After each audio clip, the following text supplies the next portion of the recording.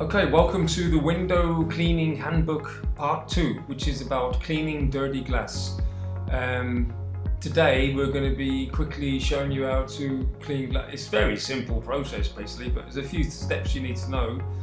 I always like to attack the glass straight away with a scraper, and the blades, the scrapers you're using for large glass, they have to be preferably 6" in width, and also you have to, it's predominantly, it's a priority that you use a new blade and change the blades regular, because scraping, it will reduce the risk of any sort of scratching mildly, but not only that, the efficiency is much higher, so that means you're going to get the job done much quicker and much more efficiently. So just have to believe me on that one. I've done a lot of scraping in my time, and I always found a new blade to be the best way.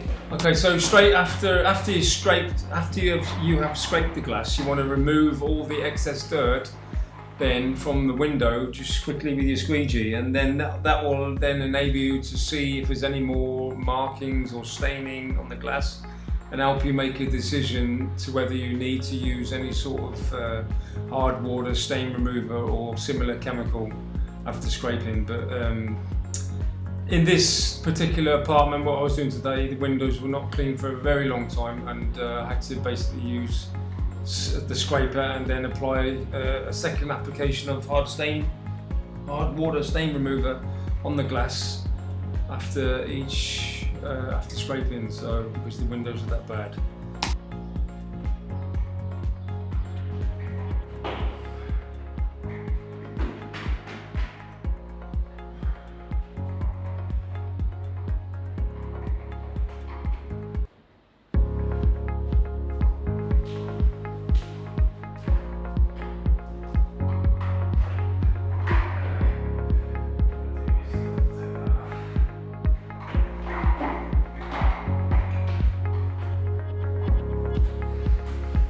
Let's just go for that again. The windows are really dirty. I took most of the bulk of the dirt off with a scraper. That's left the windows really clean. Then just straight away after scraping, I'll use a squeegee to get rid of any excess water on the glass. Then I'll I'll spray some water on the glass and add the hard water stain remover, and leave that to dry then for until it actually dries like a powder form onto the glass. And then the final process, or no, it's not the final process, sorry, the next process is to take a melamine pad and rub the hard water stain remover that's dried on the glass a little bit to agitate it, to get any sort of stubborn stains out of the glass which may be remaining, and generally 99.9 times out of 10 they will remove most of the staining.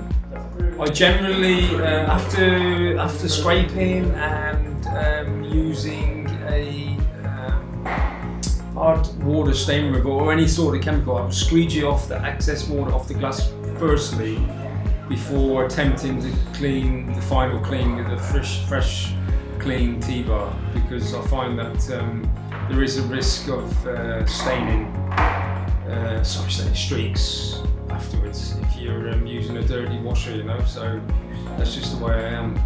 I generally tend to keep only one type of chemical on my T-bar anyway, and that's the glass cleaner that I'm using. But if I am in the habit of using any sort of chemicals on the glass or any surface, I will separate the applicators.